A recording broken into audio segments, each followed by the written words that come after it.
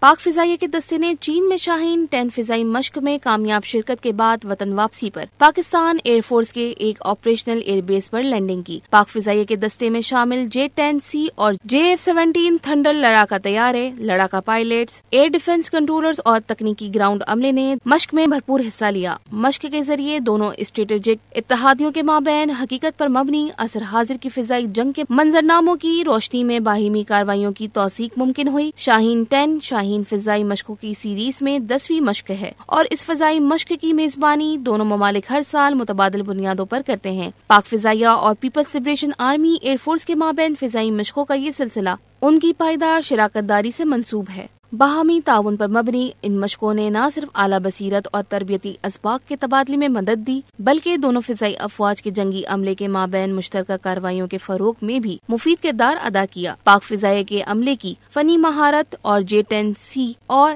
JF-17 thunder طیاروں کی زبردست فضائی جنگی صلاحیتوں نے پاک فضائیہ کو اس چیلنجز سے بھرپور مشق کے دوران نمایاں کارکردگی دکھانے میں اہم کردار ادا کیا۔